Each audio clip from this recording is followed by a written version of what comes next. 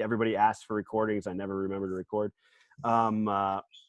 Yeah, no, thanks to everybody for showing up today. Of course, as I put on the email, Jared Klingenberg and Darien Pyka from USC strength staff are on board. Darien was going to do a presentation on core. But before we do that, I just a couple seconds for each of you, just kind of take us through your backgrounds, where you're from. One of the things I'm trying to do here, especially for some of the younger strength coaches on the call, is to give them some perspective, like of the journey that you guys have taken in your careers, and then maybe have a few light bulbs go off for them on something that might interest them, so they can maybe connect with you outside the chat or have questions for you when we're done with the presentation piece. So Darien, we can start with you, just kind of your background and how you got to where you are today. Yeah. So hi, everybody. And thanks, Jack, for having me on. So I'm an assistant strength and conditioning coach for USC, and I work with both men's and women's swimming, diving, golf, and women's tennis. So kind of a random allotment of sports. And I played soccer at LMU, which is also a school in LA. And that's kind of where my love for strength and conditioning kind of developed. And from there, I went and did internships like we all do. I did an internship at USC. That's kind of where my connection came from. And then I actually went to the private sector. So I worked in the private sector while I got my master's at Cal State Fullerton, and I became a director. So I know the private side. And then when I got the opportunity to go back to college, I was like, nah, I don't know. Like, I kind of like this private. But I'm for sure glad that I did, because there's different aspects that I way more enjoy in the college sector than I got in the private. So I think what's interesting about my story is that I do know both sides and kind of like the pros and cons of each. And so if you ever want to know like what's the difference, what I like more, what I don't like about college or don't like about private, you can always pick my brain. But so now I'm here. I've been at SC for about almost 3 years. Awesome. And then Jared, how about you, man? Yeah, so I started at SC in just about a year ago in March, when AA got the head job, and I'm an assistant on his staff, work with football. Previously, I worked at Eastern Washington with my man Zach here as a graduate assistant. From there, I worked at Southern Utah part-time. I actually got fired there, so I kind of know how that's all about, going through having a job and then losing a job. And then I actually did work in the private sector for a little bit with Play over in Woodstock.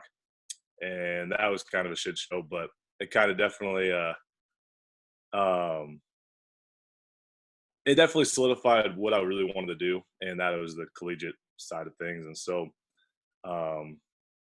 ended up getting an assistant job at San Jose State, and then when AA hit me up, I had no other decision but to take it, So when opportunity presents itself, you got to go.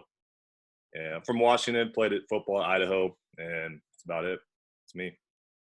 Awesome. Thanks, guys. So, Darien, you should be able to share your screen. So, Darien, I know, and you can obviously elaborate on this, but you've done a thesis on core work, and then I know presented, I think, to the NSCA, correct, on core. So, feel free to share your screen or do whatever you're going to do for this presentation. Okay, awesome. Yeah, so I did my master's thesis in core. So I've been known as kind of like the core person, especially at SC, which I'm like, all right, I don't think I'm an expert. Of course, I'm not an expert. Nobody's an expert. And, let me share my screen. I've gotten the opportunity to talk at actually 2 conferences about core. And really, I can only share what I know. And that comes from, I want to start, there you go. That comes from just experiences that I've had, and talking about, I always like to preface this core talk with, I'm a big believer that, the best core exercise is lifting heavy weights. We know that, and then the second best is carrying heavy weights. So no doubt, does somebody like Jared, who can lift the house, needs to do core. But we don't deal with athletes as strong as Jared, or athletes as strong as AA, okay? We deal with athletes, and I can only talk for myself. I deal with swimmers. I deal with golfers and tennis girls. I'm getting athletes that have never touched a weight before. So can I give them the best core exercise yet of lifting heavy weights? Absolutely not. So that's how I like to preface it. I am no way of like, oh, more core is better for you and we all need to do core. Not that way. We need to do core to groove a pattern. And also I'll talk about later on, but it is essential for making a better athlete and making a healthier athlete. If an athlete doesn't know how to do something and how to, quote unquote, brace their core, well, we need to teach them so that we can get them to a point where they can lift heavier weights, pick up heavier weights, carry heavier weights. So building from the core, this is a talk that I also gave at NSCA, and I kind of just keep using it until I'll change it. I'll learn something new and I'll change it. But I start off with these pictures, not because of the sports I deal with other than tennis, but this is really what sports look like. And we need to prepare for that. Do they have a neutral spine? Absolutely not. So why do we only train core with a neutral spine? Some people do. So just keep these in mind that this is what I'm talking about. Like, I know sports, you don't always keep a neutral spine. And so we want to train them to be able to move in the patterns that they need to move. Okay. Second thing I always talk about is everything's a core exercise. When we get lifting, a push-up, a simple push-up's a core exercise. I'm going off of the plan, so I'm going to go quickly through this. I want to get more of, the applied stuff for you guys. But just definitions, what the function of the core is, how we apply it, and just giving examples. And this has come from my background of doing, a lit review, multiple lit reviews for the core to prepare for my thesis. But what really composes of the core, it really depends on who you ask. Stuart McGill is a huge spinal expert, and he has what he thinks the core is there. But then we got Vernon Griffith, who thinks that's just the armpits to the knees. So it just depends on what you define it as. For me, it is the midsection and multi-joint muscles such as the lats and the psoas. So that's how I define it. I do define a lot and go off a lot of Stuart McGill because he's done a lot of beneficial research within, the spinal and core topics. But function of the core, think of it as a power rod. When we're, Jared, can you see that? You squinted. That's a problem. That's a problem with like seeing people as their facial reactions on this. Okay, function of the core, think about that power rod. We talk a lot about that in acceleration mechanics, 45 degrees, we want to be a strong power rod. Well, that's what the core is, We want to make sure we can transfer force up and down the chain, down and up. And we really want no energy leaks because, as we know, energy leaks can lead to possibly injuries. But the way I look at it and the way Stuart McGill looks at it is we want the core to prevent motion rather than initiate movement. Okay, so that's where the anti-extension comes from, anti-rotation comes from, anti-flexion comes from.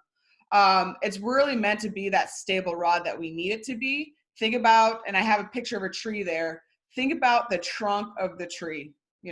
That's our core, and then our limbs are the tree branches. So we create stability proximally so we can allow strength and mobility distally. All right. And then coming off our rotation sports, like we need to have a strong, stable spine in order to transfer force down from the ground to our upper body. All right, so going more into applied because that's what we're more interested in. And this keeps changing as I learn and as I educate myself in sports and working with different types of athletes. But I think we need to do a better job of educating the athlete first of like what the core is. How do you dissociate your hips from your upper body? Do they know what an anterior pelvic tilt feels like, a neutral spine feels like, a posterior pelvic tilt feels like? So I like to first teach my athlete, hey, put your hands on your hips, tilt it forward, okay? That's too much, that's the anterior pelvic tilt. Tilt it back, that's a posterior pelvic tilt. And where's that middle ground? I don't luckily deal with too many athletes that have an excessive anterior pelvic tilt. I know track has a lot of them. And some of those athletes can be, successful in those positions. Some of them, it causes pain. So for those that cause pain, maybe we need to fix that. Maybe we need to get them more into posterior pelvic tilt. But so first and foremost, educate. Second, awareness. Can they be aware? And I like external cues way more than internal cues. Anytime we're teaching, external, for just developing that skill that they need, instead of like, hey, brace your core. my athletes, like if I tell a golfer that, they have no idea what that means. If I say, hey, I'm going to punch you in the stomach, sometimes I actually do for those that get out of line. And that then they learn, hey, that's what you're supposed to do. Hey, tighten it up. That's what I'm talking about. If I'm telling them, hey, tilt your hips back, posterior pelvic tilt, I think of the hips as a bucket. Okay. If my athlete is doing something overhead, and I do want, back when I was an intern at SC, everybody was like, oh, the rib boner. You don't want your ribs to flare out. Now I'm learning, hey, that's okay if it's coming from thoracic, not the lumbar. We're having a lumbar, flaring out, and that's coming from low down there. Now we need to fix it. Now we need to teach them what's the difference between thoracic and lumbar. But where I was going with that is when we're in that lumbar region and we have an excessive pelvic tilt, I tell them, like, hey, you're losing your water. You're spilling out your water like a bucket. So they've learned that cue, especially when they're in a plank. If they're anterior rotated, they got a nice dip. That's a little bit too much than a neutral spine. I tell them, hey, you're losing your water. You need to tuck it back a little bit. Okay. And when they tuck it back, especially in a plank, they're creating more of an active versus a passive core. And I learned a lot of this from Vernon that, when he's in a simple plank, he wants athletes to create more of a turtle shell. So creating that active, make that turtle shell, and creating any core that you're doing active versus passive. You can passively just be in a plank for 2 minutes, 3 minutes. I'm not one for core endurance tests because I think it gets sloppy and I don't like passive movements and what is it really telling you? So I like that using core actively versus passively is something that we teach our athletes. Going down to the second bullet point, just like we're doing with any other movement, we want to make sure first there's stability. Okay, do we have control? Are we stable in the core? Do we know what these different functions of those 3 buckets of anti-rotation, anti-extension, anti-lateral flexion are? Then can we have timer retention within that? And then goes the fun stuff like how do we create power? How do we transfer force? Now we're getting more sport specific. Just like with our movements, we want to go general to specific, ISO to dynamic. I say it's static to dynamic there. I'm a big quote person, so this next one is a quote that I've always liked. You can only produce as much power as you can control. Okay, energy leaks. We want to keep all that power, especially when we're changing direction. If we're cutting on the line and our upper body's spilling out, well, that's energy leak. That's us not controlling our body and inefficient movement. We need that core to be active and engaged and be able to have efficient movement as we're changing direction. And that last one is the sport specific core is greater than static holds for improving throwing velocity.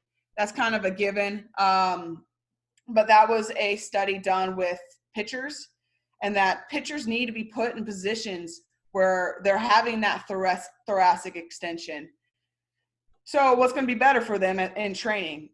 Using more of that type of core, overhead carries, getting them into that movement, or static holds. Well, of course, the sport specific one is going to be more beneficial for them for throwing velocity. But the reason why I really talk about kind of the less sexy core is because that's what my thesis was on. So once again, I only can talk about what I know.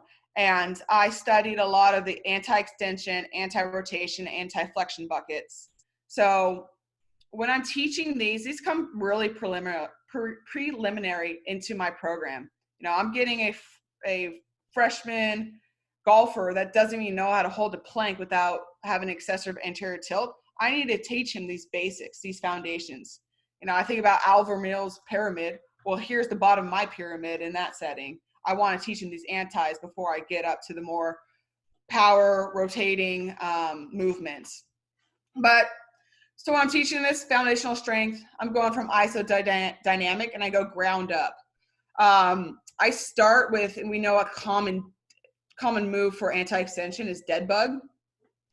And I start with this because it's really easy for athletes to learn how to, especially when you put your hand under the back, how to posterior pelvic tilt, if that's something they have a problem with.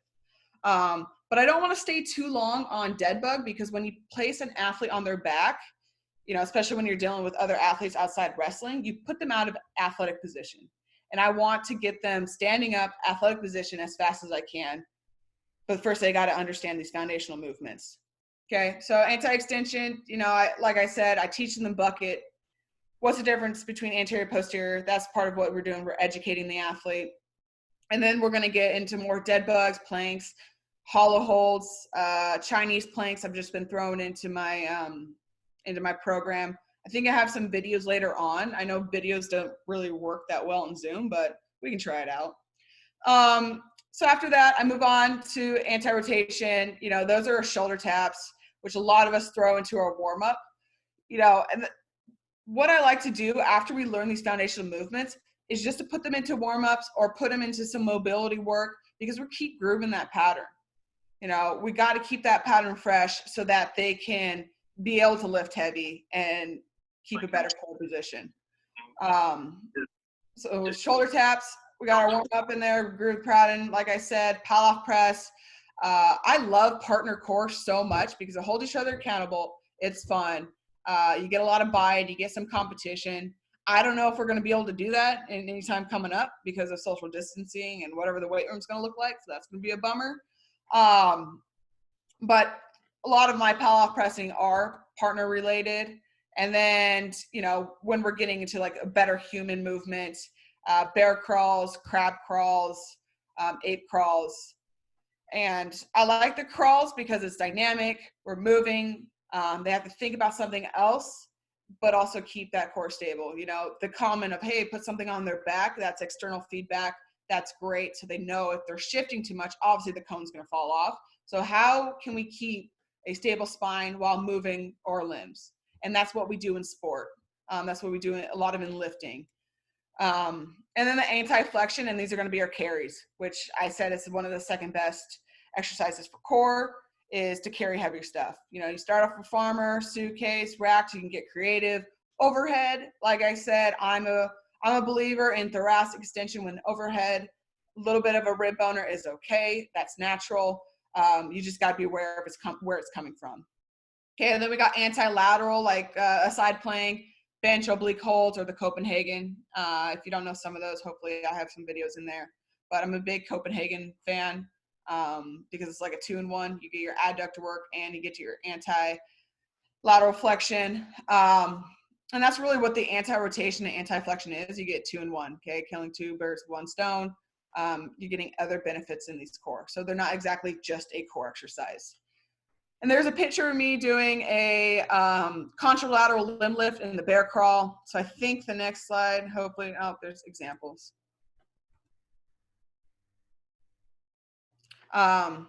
So I did my thesis, like I said, in core.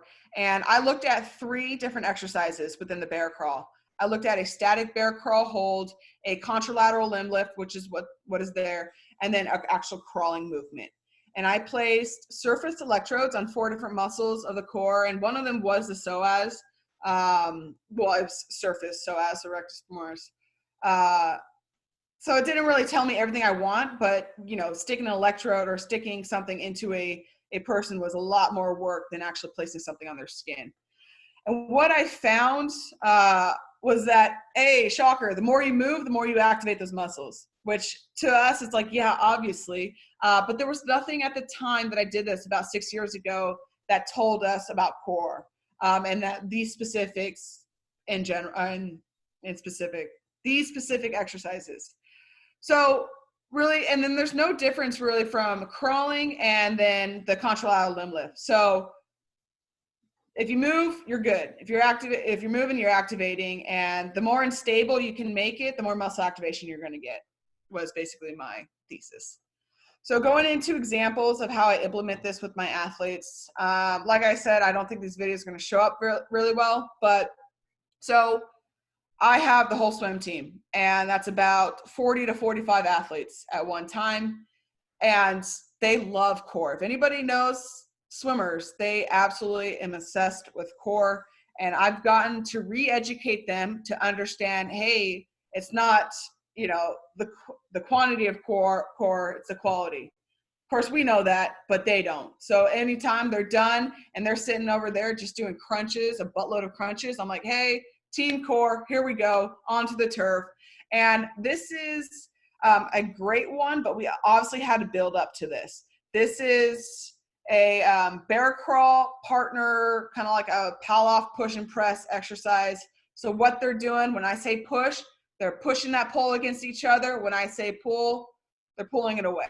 Okay, so this is just adding another dynamic to make them unstable and make them fight that instability. Let's see if it plays. Very short video. Hopefully you got it. I don't know if you did.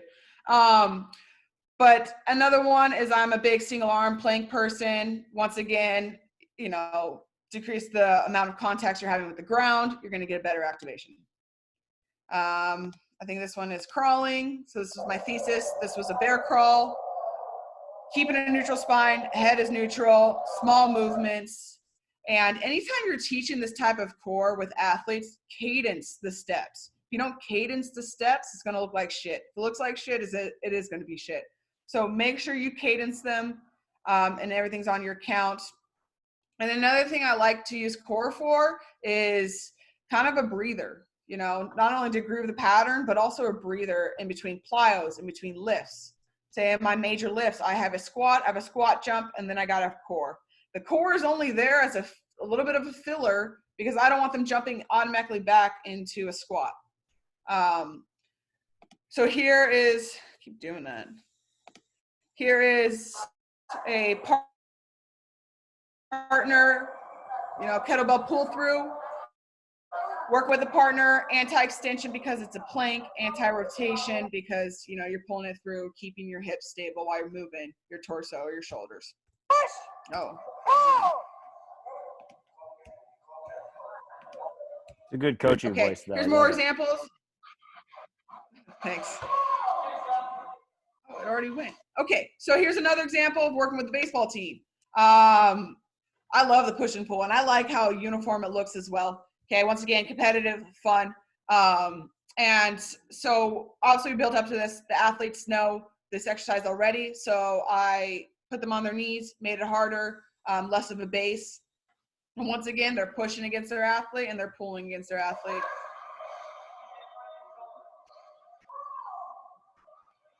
Then I put them on their back. Obviously even harder. Of course, I said earlier, I want to try to get them off their back. But this was a new progression that I really liked of being able to, can you have contact with the ground? Can you stabilize yourself and be in a new position to do so? And during that, one of my interns, and one thing you'll find with this stuff, you have to be aware to put your strong athletes with your strong athletes. You know, don't put someone super weak with someone super strong. You're going to get one overpowering the other. You're going to get tugging. So that's one thing you got to be aware about this core is that, yeah, some of them think it's fun. It's going to be a game. They're going to try and dominate the other, especially if you're working with male athletes. But I think it does the benefit, it does the work that I want it to do, even if they're having a little bit of fun, which is more than okay. And next we got our Chinese planks. So this is freaking videos. This is a reverse Chinese plank. This was a precursor to the actual Chinese plank. I started them on the ground. You know, when you're doing this kind of plank, you do get a lot of hamstring work. So it's a good post chain kind of warm up, activate. You're pulling your heels down. Then we got two up here, the upper corner, put them on benches, how to keep our hips lifted off the ground and from sagging. So working against gravity, which is the best learners. And then you flip them over for more of a Chinese plank. And I had to get creative and, you know, mix them in with the swim team.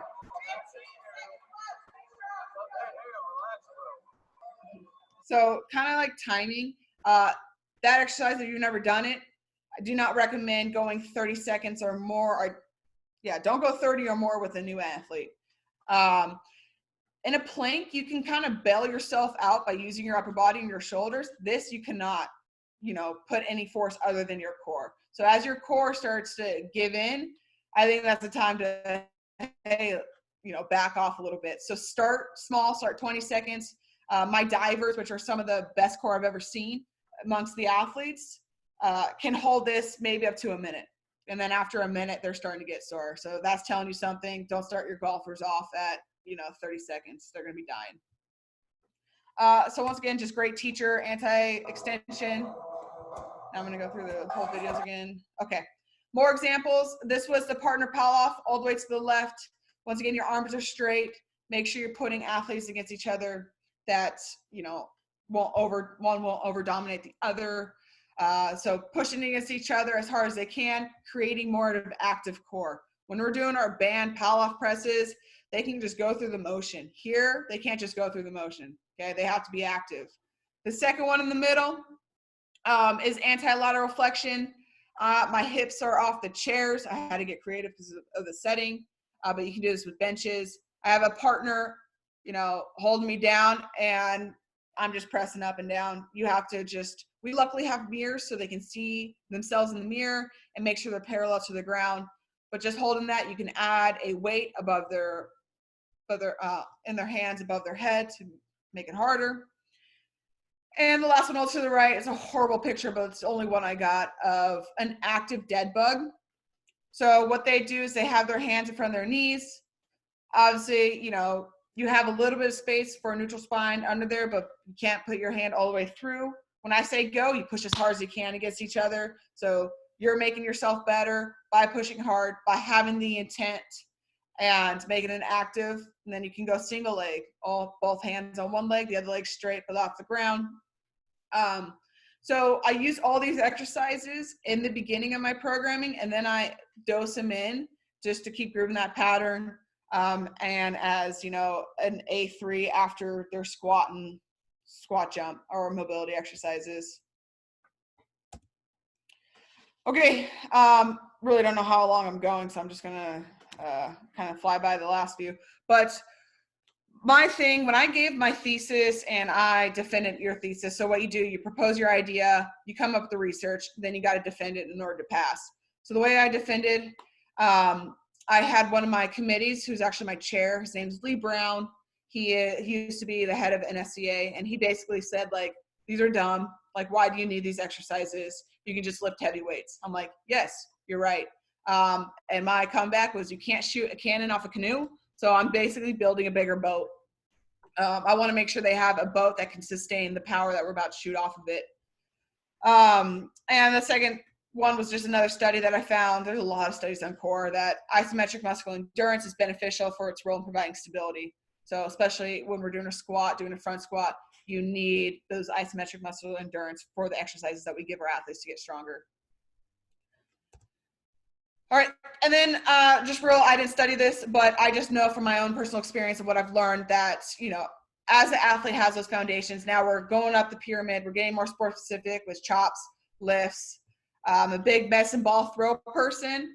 I love throwing it, accepting it, reabsorbing it, reproducing it. Also what I do with core is I go ground up, non-counter movement to counter movement, to partner, to more of a reactive is kind of my chain of command there. And then a big slam balls or medicine ball slams with deceleration, so you're not actually throwing it. And this is, so the last thing that I probably have to say, I don't know what, hopefully it is the last thing I have to say, but have a plan with your core. So a lot of people are just like, hey, let's just throw in core at the end. I don't care what it is. Let's just throw in a bunch of crunches. And I actually met with my new swim coach this morning. And this was one of the things that got brought up of what's your idea of just killing them with core afterwards? And I'm like, you're probably not going to like what I have to hear, but I don't believe in it and I won't do it. I don't believe in more core is better. I believe in quality core, and the things that we did during our lift is enough core for them versus just killing their abs and wreck. He used the word wreck, so wrecking their abs. So that's going to be fun to get into later, but I want to match the stimuluses. So if I'm working on exercises such as a back squat, I want to make sure I match that stimulus with my core. So I'm working on squat. I want anti-extension. I'm going to have a hollow hold at the end. I'm going to have a high plank work. If I'm going ISO, so day 2, I have an ISO anti-rotation, maybe a valve slide, so obviously a single leg hip hinge. I want to work that stimulus with a tall kneeling pal-off press, maybe a hold, maybe a partner. And as I go through the week, I get more dynamic with my lifts. I want to get more dynamic with my core. So now I have a medicine ball split stance rotational slam as I'm doing, more of an anti-rotation Bulgarian split squat. And then an anti-rotation, more dynamic lateral, high plank with lateral raise. And then I'm ending with absolutely more dynamic work with more carries. So basically the idea is to have a theme. We have themes for our days that we do for our exercises. Make sure your core matches that theme. Just like with our stimuluses. Make sure all the stimuluses for that day match. Really just takeaways. So have your core serve a purpose, have a theme, make it active, build up, ISO to dynamic, ground up, and dose back in to groove the pattern. That's why a lot of my core, my warm-ups, I have a lot of core in there because I want to groove that pattern for what they're going to do later in the day. Just like if they're doing split squats, loaded split squats, I want to make sure they're doing split squats and anti-rotation in the warm-up. So have a plan. And that was that. Dude, thank you, Darien. That was awesome. Really, really good. I know if anyone has questions, obviously, Zach or Jared, he's over there. If anybody has any questions, definitely throw them in. One question I had with the bear crawls, and you're like teaching that neutral spine. Are you going to eventually move them to something that allows more like pelvic rotation, or I guess like lateral movement from side to side, or do you always see that as like a bad thing? You get what I'm saying with that? Like a lateral bear crawl, or no, so like a bear crawl where we're allowing the pelvis to almost shift back and forth like gait, as opposed to like locking it into, I guess like sad. Do you understand what I'm saying with that? Yeah. So obviously there's going to be some rotation with that. So once I teach them the preliminary, hey, there's a cone on your back, but I'm not as strict later on. Like I know we all function differently. We all have different anatomically. Like little shift is okay. Like I'm not such a stickler that like, oh, if you're doing a shoulder tap, you have a little bit of a hip flip, that's okay.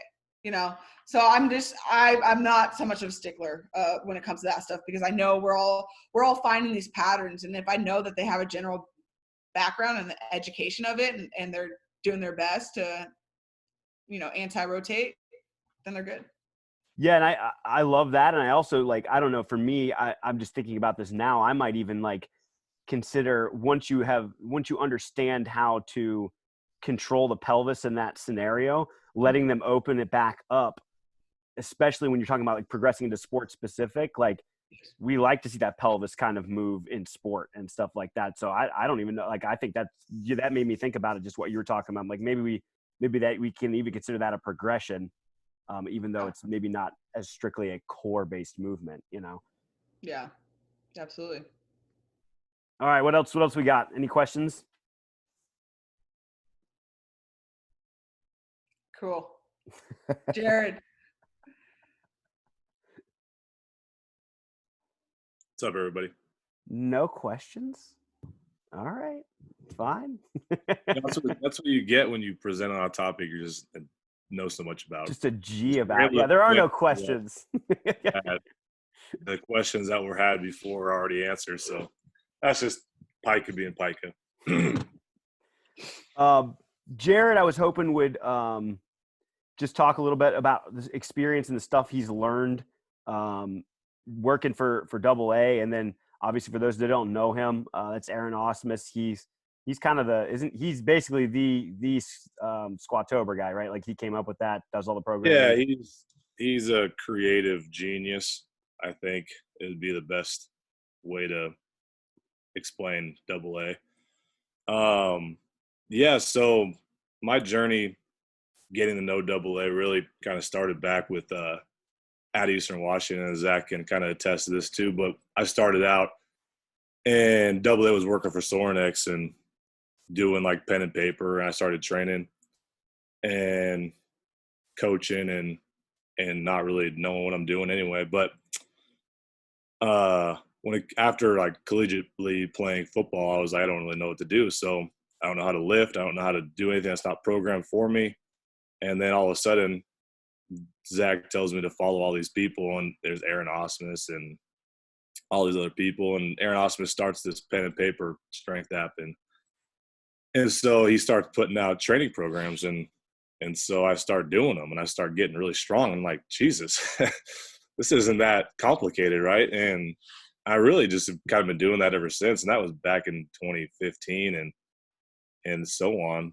But what it came down to was I got to know Double A. I just kind of reached out to him, and because I was GA, I was part-time, I was fired, I was trying to find a job, and I didn't really have this huge network to fall back on, because I'm still pretty young in the profession, right? But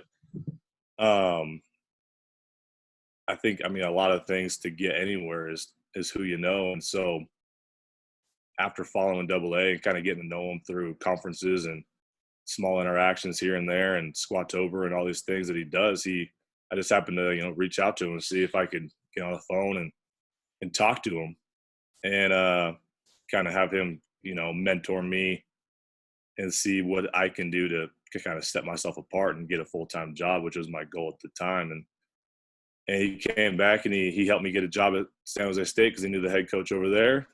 And then, like, what he says is he wouldn't recommend somebody he wouldn't hire, right? So when he had opportunity to hire a staff, he kind of brought me in. But so from all that story, really, everywhere I've been, I feel like when I first started coaching, I didn't know what I was doing. And it took a long time and a lot of mistakes. And I kind of left my master's degree or my graduate assistant. And I was like, okay, now what? How can I, progress? And so I ended up getting a part-time job. And so I went from Eastern learning to coach. And then Southern Utah, I kind of like started to learn how to like lead like my individual teams and kind of be put in these different positions that I wasn't put in at Eastern. And then go fast forward to play, I kind of learned how to work with different populations, a lot of parents, a lot of kids, not a lot of athletes. And then back kind of across the country to San Jose is kind of where I kind of got back into the, not necessarily like mentoring side of things, but I feel like I kind of making more of an impact. And so now I'm working with Double A. He's got these coaching pillars and his coaching philosophy, and from working with him and learning from him from afar, I feel like I've kind of inadvertently developed these same philosophies that he kind of created 10 so years ago. And I'll just tell you, like, his 4 coaching philosophies is faith, passion, mentor, and integrity. And when I heard that, I was like, man, that really just outlines, what I believe in that I didn't even know I believed in, right? And so learning from him and having this opportunity to work with him, like, I've just been able to take so many notes and the things we do with our team and with our staff to develop a strong culture and develop just a strong relationship with these players, I think is just like second to none. And yeah, just like, I think the biggest part of my development as a coach under Double A is knowing that you're more than just a coach. You're more than just a person they see for an hour, 2 or 3 times a week. You're a mentor, right? And Double A likes to say, and I like it a lot too, is mentoring is a 24/7 opportunity. There's no telling how you can influence somebody, through a text, through a phone call, through a small meeting when they walk into your office, to Instagram or Twitter, just retweeting or favoriting or liking or commenting or reacting to their story. It's been pretty cool, especially during this time, to test kind of our culture and to be able to continue to develop that distancing, through distance, through these social media platforms. And yeah, I think that's, my development under Double A, I think the biggest part I've improved at is really learning that you're not just a coach, you're a mentor, and you're a teacher, and there's just so much more to it than just sets and reps and weights and exercise selection and all that shit. So yeah, I don't have a presentation. I'm more of a conversationalist. I like to talk to people. So if you guys got any questions for me or anything or what have you? Like, shoot. Hey, so one thing I want to point out, obviously Jared and I've been fucking bros for a couple years now. And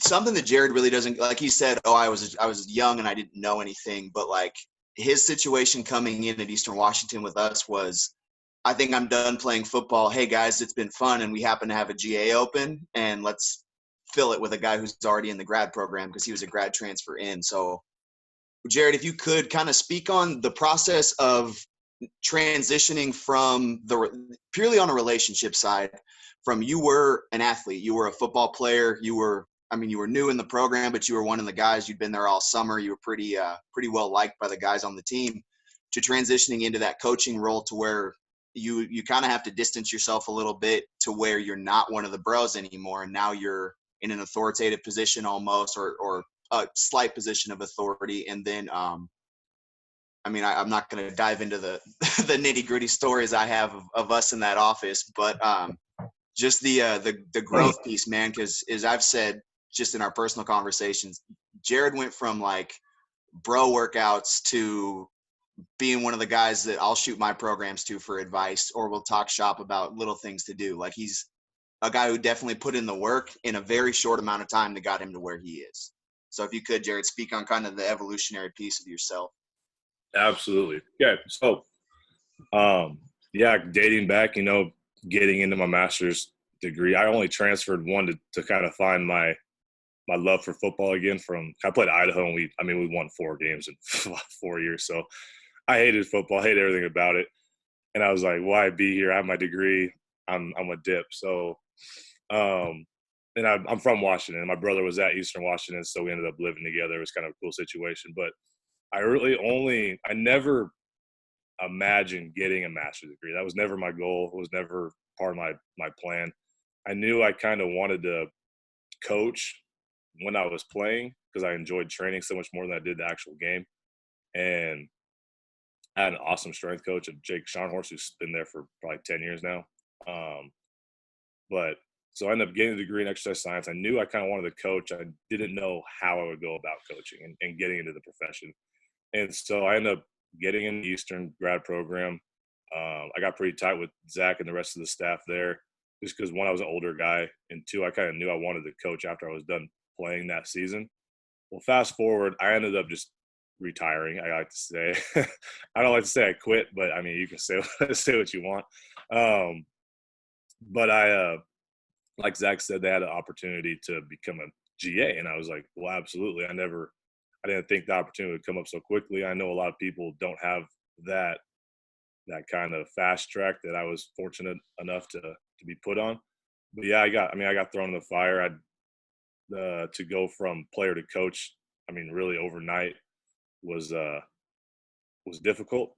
I never realized how challenging being in a authoritative coaching role is.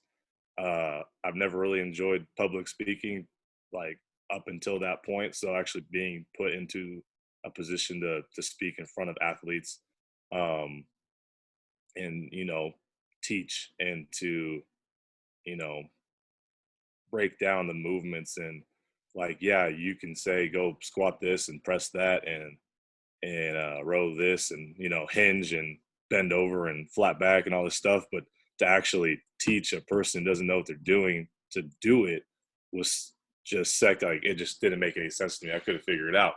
And so it was good to be thrown in the fire, because it makes you learn fast because you don't want to stand out for being stupid, right? So but to go back to the question now is I think the best thing going from player to coach was for me was one, after I think it was like August, I became a graduate assistant, and I'd been there since June when summer training started. So I was there only for like 3 months. And like I said, I got to know the guys on the team, and I trained and I put in the work with them all summer. And it was kind of weird to just completely just get away, and stop playing. But when that happened, I think the smartest thing was that was Bo Baldwin, the head football coach at the time at Eastern. He didn't want me working directly with the football team. And I mean, at the time I was kind of bummed because I was like, well, I want to work with them, but I understood, like, you were just a teammate. Now being a coach, you know, it might not be the best transition, right? And to be in a position to tell these guys what to do when you were just a player. So I didn't work with the football team that entire season. I was in the weight room, I was in the office, but like when football was training, I wasn't a part of it, right? So I felt bad, one, because I kind of we only had 3 or 4, 2 full-time and 2 GAs. So there's only 3 coaches on the floor when there could have been 4. So that was kind of a weird deal, but I understood. And so going further along after the season was over and going into the off season in January, honestly, I think the guys that I had kind of connected with most, like the older guys, they were gone. The younger guys at the time, I'd probably been there longer. They probably knew me more as a coach than as an actual athlete, because like I said, I was only there for probably between June and January or February is like, 7, 8 months. So I was only a player for 2 or 3. So honestly, I think they might have forgot that I was even on the team to begin with. But yeah, going from player to coach, it really wasn't too challenging of transition, but it was definitely different, right? Because you just never know how they're going to react, and you got to be able to go with the flow. All right, what else we got? I know Brandon's always got questions. He's making moves over there. Yeah, I had a couple questions for each of you guys. My name is Brandon, by the way. It's nice to meet you both. But first for you, Jared, have you been able to like work with Olympic sports at all? And if so, can you kind of compare that to working with football? And if not, can you kind of explain what you think the main differences would be? I have no real experience working with football, but I do have experiences working with Olympic sports interning. So I kind of want to see a little bit of like the difference between those two. Yeah. So before, this is the only job I've had that's been strictly football only. So previously I worked at San Jose State, and I had men's basketball, water polo, men's golf, and then at Southern Utah it was like volleyball and cross country and throwers, and you know, the list goes on. Eastern was a few other sports, but when it comes to the weight room, I don't treat football any differently than I treat golf, right? Or water polo or whatever have you. Like the weight room is so general. I don't think you can get a whole lot of, you can't make a back squat's a back squat. It don't matter if it's track and field or golf or football, right? It's going to be done exactly the same way. And I think the hardest part about training an Olympic sport team compared to a football team is like golf. In my experience, right? Olympic sports don't see the weight room as a way to progress in their sport, right? And so just getting them to enjoy training. And I think the best example I have is when I got to San Jose State, the golf team had never really been treated like athletes, right? So the coaches that they had, this is from their coach, because he's been there for I don't know how many years, but he basically was like, these guys have never really been like made a priority. They do what they want, and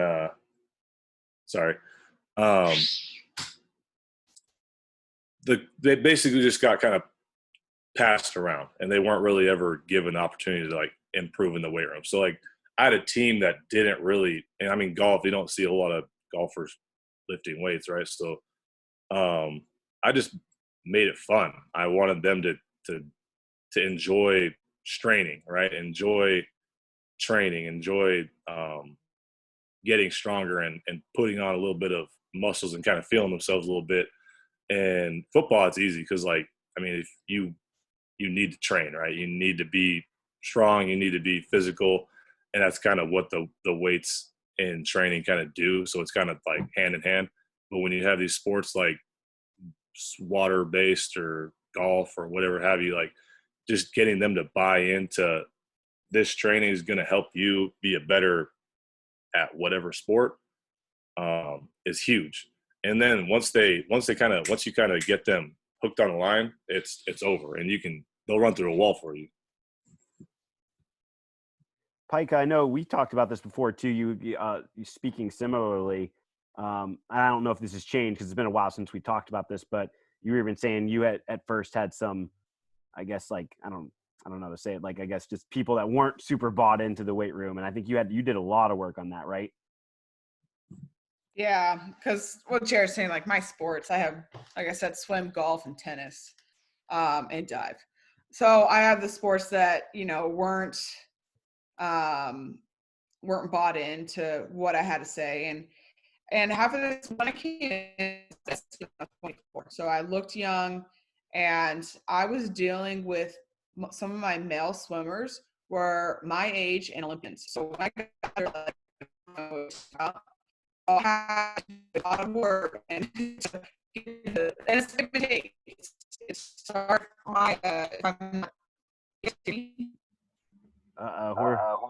We're losing you a little, Darien. Dang it. Okay, there you go. Try again. Can you hear me now? Yeah. It's like that commercial. Yeah, I got that little sign on it. Your speaker's not working. Just like go like that if you can't hear me. So I don't know what the last thing you guys heard, but you were working with Olympians. That was the last thing.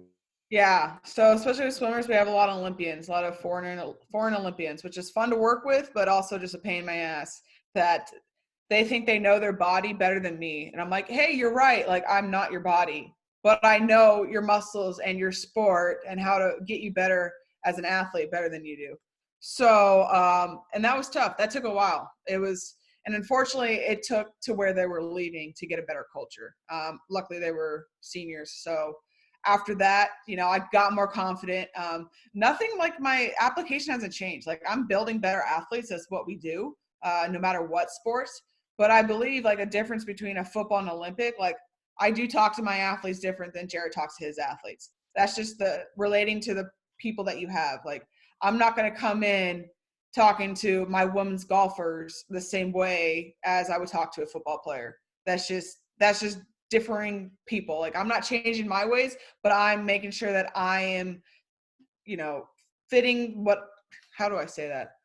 the need of the athlete, So, and that's like a big difference, that you got to meet them on their level. You got to communicate with them how they want to be communicated with, like that love language. You got to love people the way that they need to be loved, not how you want to love them.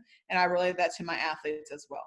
So, but yeah, building the culture takes time. It takes the head coach obviously to buy into what you have to say and give and take. Never come in. So like I said, I met my new swim coach. Never come in and be like, this is my way or the highway. Like, I work for him, so he can just be like, I don't want you anymore. So you gotta make sure that you do your job and due diligence with give and take, and send them up for success. Yeah, I want to piggyback off that last part you made there, Darien. Like, I like to use my golf team from San Jose State as like an example, because I've never seen a team go from not caring to the amount of caring they actually have for the weight room, right?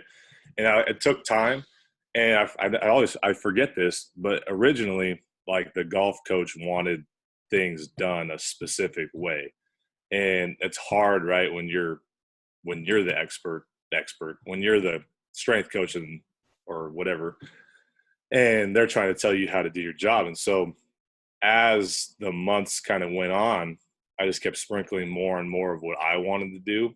And over time, it was my program. And he ended up loving kind of the transition they kind of had. So yeah, like Darian's saying, like, don't try to come in full speed my way or the highway, but sprinkling in, and over time you're going to have the opportunity to create your program the way you want it to be done. Yeah, one thing I want to point out. Go ahead, boss. Oh, I was going to say, I would for sure go off that too. Like, that's a huge point of not necessarily trying to get 100% of what you want on day one. A big piece of it is figuring out a way to build trust with a coach, especially if it's a coach that you're new with. Like, first of all, he's just got to understand that you're there for the players. You're not just trying to show who you are, but you're trying to help his players out. And so building that relationship with the coaching staff and with the players is a huge piece to it, whether it's building culture or just getting more of the things that you want to incorporate. And like I have a big, I guess, path that I'm on right now with our baseball staff, and that we're trying to, I'm trying to incorporate some more of my stuff as we go. And so I've, been able to get a couple days here and there, and then use those days to show like the effects and the progress that we're going to be able to have using those days, and slowly build more trust with the coaches.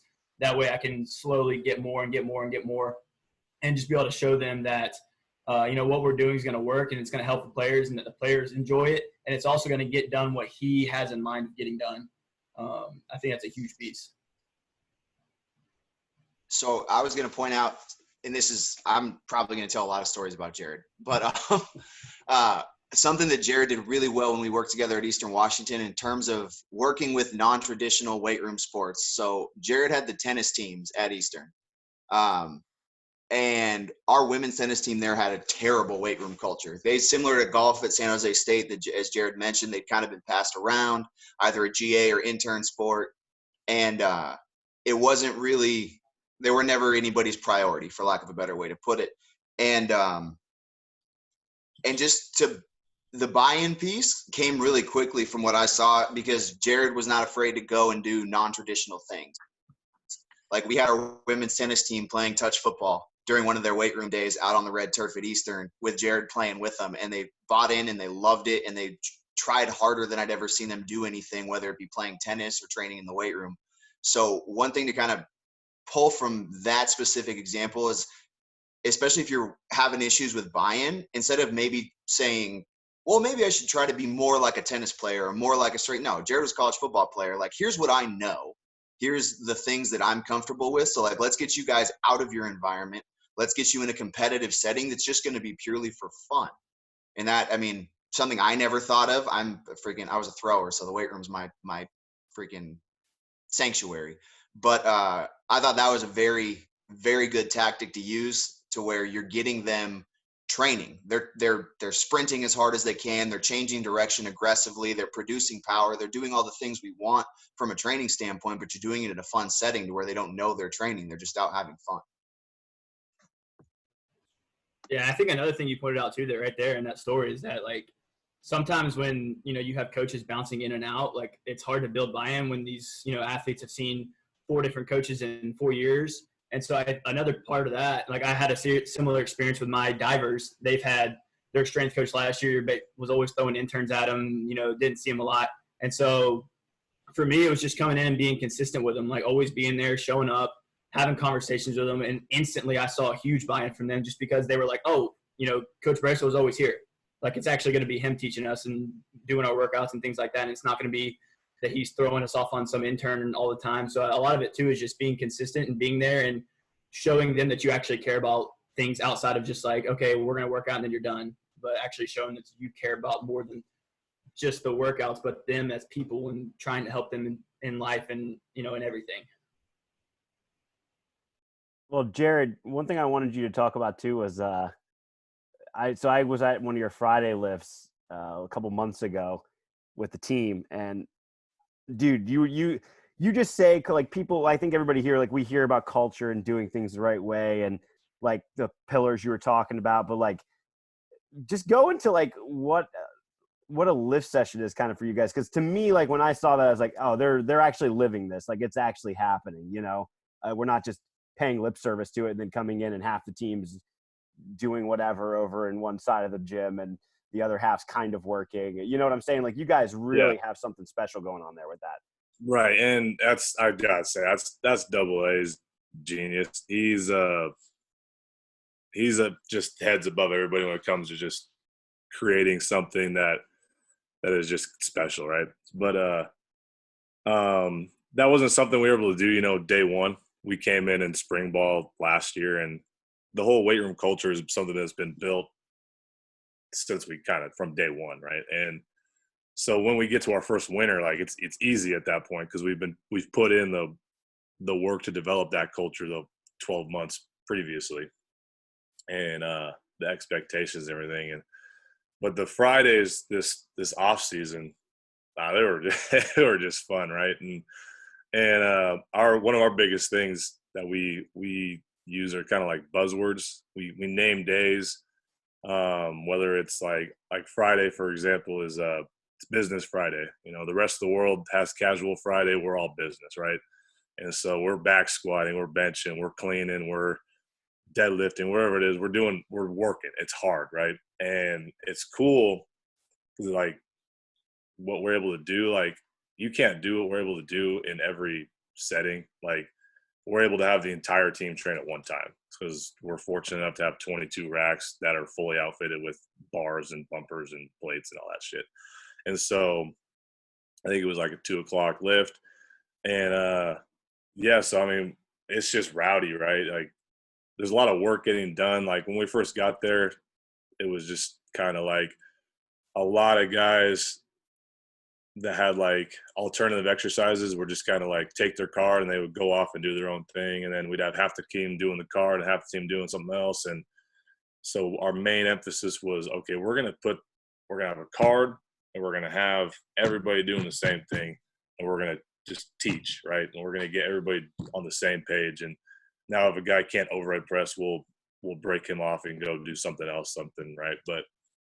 But we're going to be in control of it. We're not going to let the guys dictate kind of what they're doing. So now we're a year into the program, and I mean, we really don't have to do too much. So when at this point, like the guys, they understand, like when you walk down the stairs, like it's time to go to work.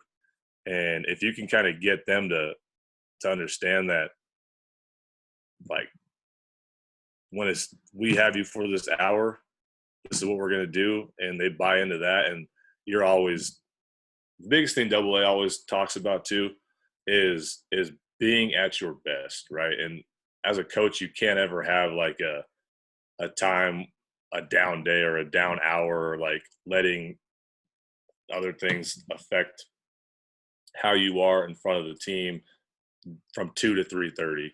Like you have to be at your best all the time. And I think we've been able to do that and capture that. And because of that, like once the training session hits, we just let the team dictate the tempo. And it's like sometimes it's like you gotta slow them down. It's kind of wild. But yeah, I mean, you caught a fun day. It was like the last Friday of training before spring ball. And then on Business Friday, once we're done, like the guys, they get fed breakfast and dinner every day. So we ended up having every Fridays they got steaks, right? So you lift weights, you eat steaks, and you go have a good weekend. And like the guys just fed off that. And it's not too difficult when you have one awesome like team that has really bought into the weight room, but also like AA as the mastermind behind it all. Like he kind of is just puppeteering everybody around, and it's fun to watch. Yeah, that's the beauty of that, man. That you even said it perfectly. Like you were at the point, like, and that's when you know you've done a good job coaching, where you have a locked in room, like everybody's doing what they're supposed to be doing, and you guys are just banging on a fucking drum over in the corner. Yeah, they're still getting their shit done, and literally. Like, yeah, we do some.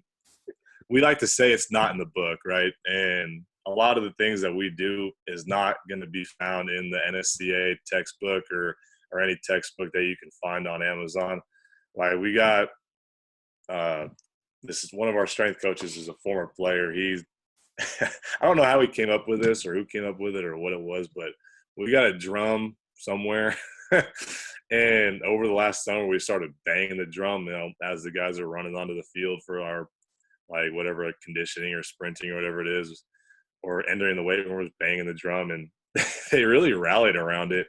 Like you can hear the drum as they're kind of walking up the steps and everything and out to the field. And once it kind of like flips a switch, and it's just finding these things that the guys can just feed off of, right, and rally behind. And I forgot Jack happened to be there on a day we like tested cleans and three rep maxes. Yeah, bro, it was pretty. He was there on like the day of days. It's it was not great. always that that, like, honestly, it was kind of a shit show. Like, you can't control the room when there's 110 dudes testing cleans, like 90 dudes testing cleans. I had dudes that couldn't clean, that only squatted, and then we had like 20 other dudes that like were just like couldn't do whatever, you know. So it was just kind of a nightmare, right? But it was a fun 90 minutes. It was great. Yeah, I love that. That It was so like much fun. it was controlled chaos. And Yeah. that's kind of the best way to put it. But yeah, that's not how they always are. Don't, Jack has a skewed. Yeah, I got lucky. I got lucky for sure. Yeah, came in on the right day. Yeah. So we usually go about an hour and 10 to an hour and 30. So if other people have questions, great. If we're good, we're good. It's kind of up to you guys at this point. I had a couple more questions. Are you guys good to stick around for a little longer, Darien and Jared? Okay, cool. Go ahead, Brandon. All right. For you, Darien, I know that you briefly hit at the beginning kind of the fact that you interned and then worked in the private sector as well. And then kind of now you're at SC. I wanted to kind of hear even just like a brief kind of synopsis of like your time with the private sector and kind of how you transition that into working back in college. Well, to get my speaker, so just stop me if you guys can't hear me. But yeah, so I guess I'll first start off by saying so I played college soccer, so I already knew that setting, and I didn't really know my next move. So one of my strength coaches happened to know a strength coach over at SC, and it was like, hey, you just want to intern? So I was like, sure. And I had no idea what I was getting myself into. Like having SC as one of my first internships was just not good. So I was fortunate enough that they took me on, and I was like full time. Like I rented this attic out in the hood. Like it was just a horrible experience. But you know, I got to the internship, and not having a background already, and only having a background as an athlete, not as a coach, and that was my first experience. Is why, like, as I'm the internship coordinator now, and I want to make sure other people do, because I was kind of like thrown in the fire and failed multiple times. And I would say that my USC internship was one of the worst experiences I've ever had. It was brutal. My mentor, love him, but he was super hard, and he fired interns at the time, and I cleaned way more than I ever expect my interns to do.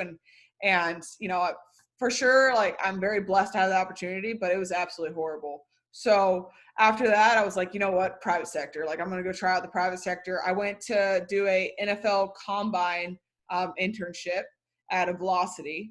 So doing that, I was like, this is cool. Like, some days I get to sleep in. I don't have to clean as much. I don't have to be on my feet as much. I really enjoy working with other types of people. So like adults, and I got to work with kids. Granted, it was a little bit of daycare sometimes, but I enjoyed getting the benefit of helping a mom be able to play with her children more.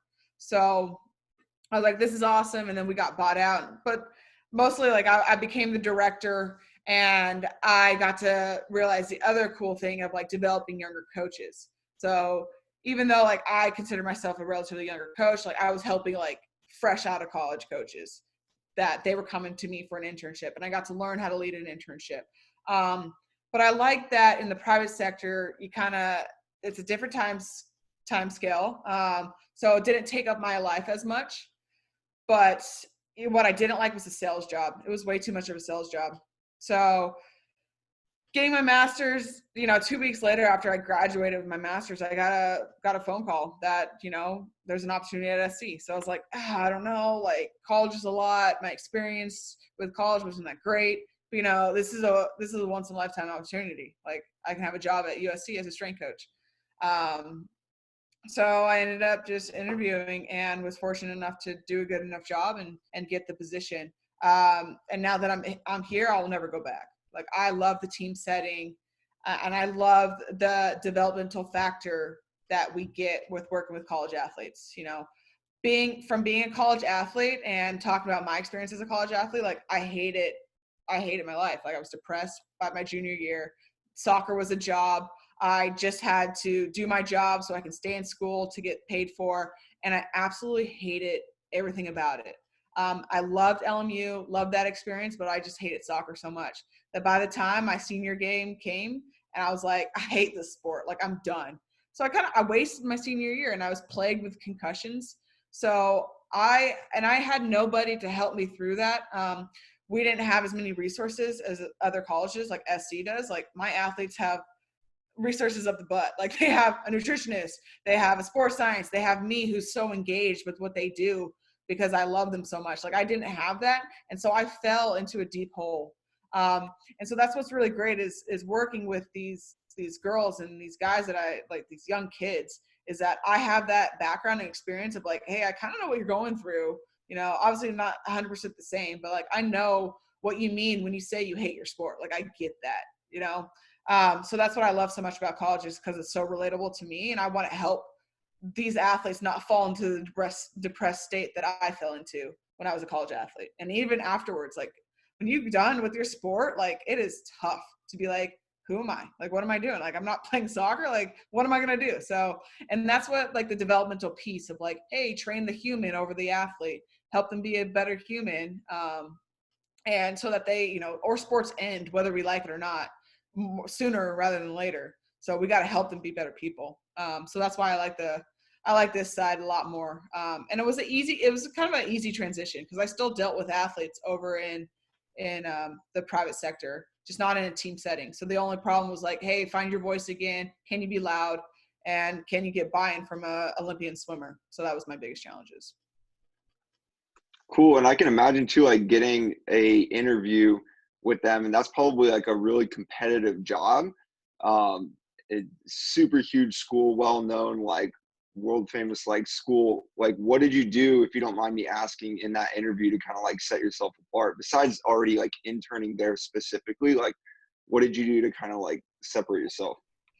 Yeah. I mean, obviously I don't know what the other people were like, I have no idea. But what gave me such an edge was, yes, it's all, whether we like it or no, why did Jared get a job at SC? It's about who you know, and it's about who you know and if they like you. So during my USC internship, like, I kicked ass. I did everything that was expected of me, and I slaved during that thing. So I left a great impression on them so that when a position opened, they called me up. But a second thing I want to say about that is the only reason how they were like knowing that I was still learning and engaging myself as a coach was through my Instagram. So they were able, and one of the coaches, like, they admitted, like, hey, you're still like, you're preaching the same thing and you're doing great stuff because I see it on Instagram. Obviously, those are just snapshots of my life, but they're good enough snapshots where they're like, hey, she knows what she's talking about. Let's get her in here for an interview. And a lot of people, social media can go one or two ways for athletes. I mean, for coaches. Some are like, I don't have time for that. That's stupid. I don't want to do that. The other side, it's like, hey, it helped me get my job, because good coaches out there need to let other people know that you're a good coach. And the more good coaches that we can put information on, like Jack's doing on Instagram and social media, like, we'll get a better following to try to, like, you know, try to slow down the other side of all the people that are putting out bad information and bad quality, especially when it comes to fitness. And that's the problem with these athletes looking at social media, like, oh, this is what weightlifting is. This is what fitness is. And then you're going to get those girls who are like, I don't want to look like that. Like, I don't want to be like that. Whereas, like, you're just seeing what people want you to see versus like, let's put out some good content of this is what it really is.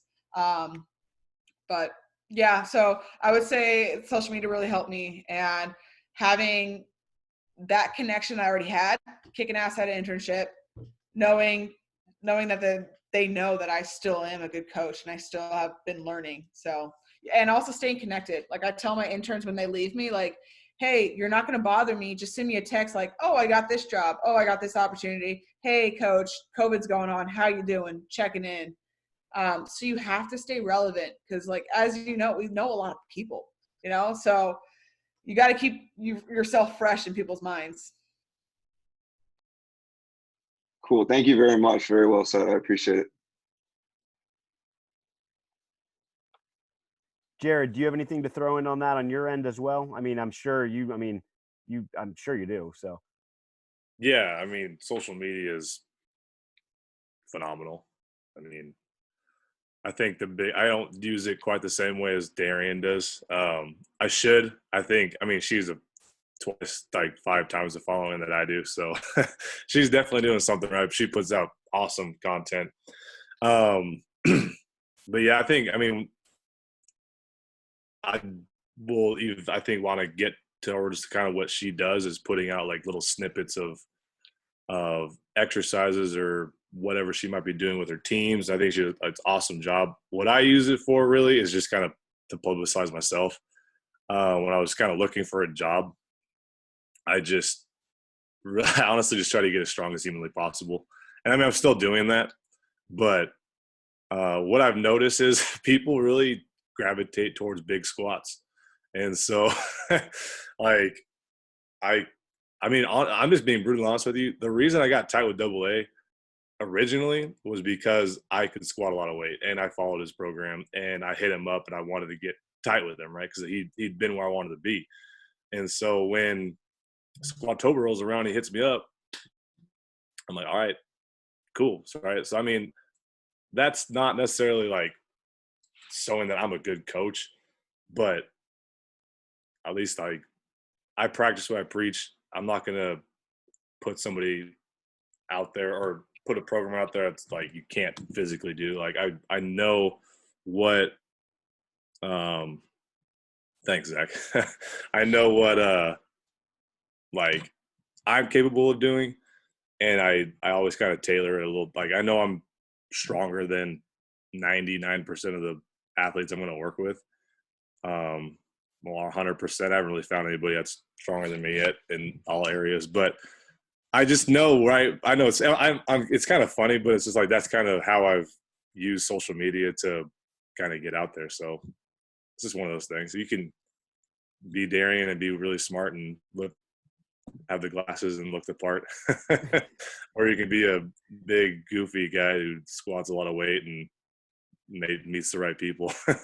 Bro, I still show people your Squattober finale last year because it's just such a hype video. Like someone will be like, "Oh, like what's someone like look like that squats a lot of weight?" I'm like, "Well, this guy right here. Check this out." Like they're like, "Holy shit!" I just think one of my strengths is like I am just passionate about weightlifting. Right, like I love lifting weights and I love coaching, but I really love training. Right, personally. To the point where COVID drops, I drive from LA back to my parents' house in Washington, and I call up Sorinex and I order like $2,000 worth of bars and bumpers and rack and shit. And I can't, like, I was doing like your hotel garage lifts, whatever, or shit in my apartment, and I just was clawing my eyes out and watching all the hard work just dwindle away, right? So it's just different. I don't know.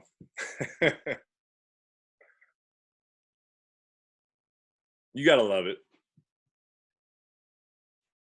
Zach, I know you're trying to say something over there. We got 5 minutes for you and Jared to talk about how much weights you guys can lift. Go ahead. Jared far surpasses my abilities at the moment. After he has 2 kids, we'll talk. But no, man, if there's one thing Jared does better than lifting heavy weights, it's bringing energy. Like any day of the week, good day, shit day, does not matter. I remember one day it was like pouring ass rain in Cheney, Washington at Eastern, and we had a bench max day with the football team. And our boss, Amir, just looked at Jared and went, "All right, bro, it's your show." And Jared like turns the music off. He's like, "Listen," gives everybody the rules, like put more weight on the bar, spotter, don't fucking touch it. Like all this shit, and then just let's get it, throws the music on, and we had the best max session I've ever been a part of. And Jared's yelling and shaking racks, and like the juice is brought every single day, no matter what. The dudes walked in like, "Oh, it's raining, whatever," and Jared changed that shit immediately. And that's, I mean, regardless of what you're passionate about, mind you, like Jack's not squatting heavy anymore, but he gets hyped for fucking torquing at the foot during sprinting. Dude, I get, you know what I'm saying? But like, for it. but that's your shit right now, and you're gonna get hyped about that. Mine has always been like the Olympic lifts. Clean max day was my show. I absolutely love it, and I will say I miss that with the college setting because I don't have that as much in the military. So find what you're passionate about. If it's med ball throws, if it's mobility, if it's whatever, and be hype about it and always show that it matters. And I think that's the biggest thing. And that's what Jared does better than anybody is like, give him a job. And whether or not he believes in it, he's going to bring the fucking juice because that's what he does.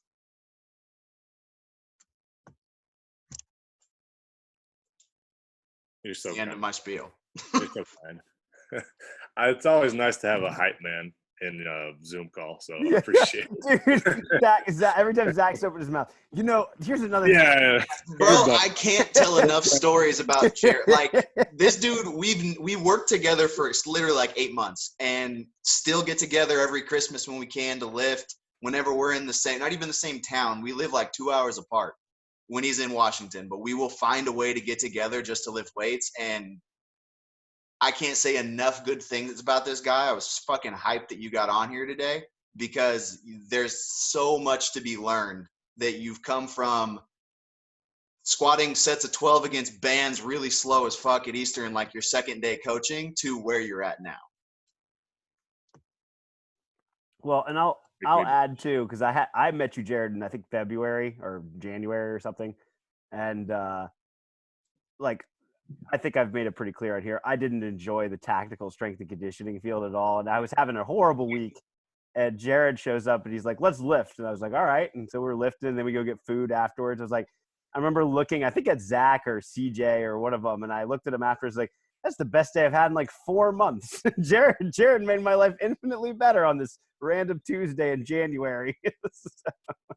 Yeah, that's what it's all about, guys. And I think it don't matter if you're coach to coach or coach to athlete, just make them enjoy the fucking day. And if you can string a few more days together into a week or a month, like you got them. And that's coaching. It's not that complicated. People overcomplicate things. And I appreciate the hype session that we had. I'm leaving it feeling better than I did walking into it. So. All right. Anything else at all from anybody before we wrap this up?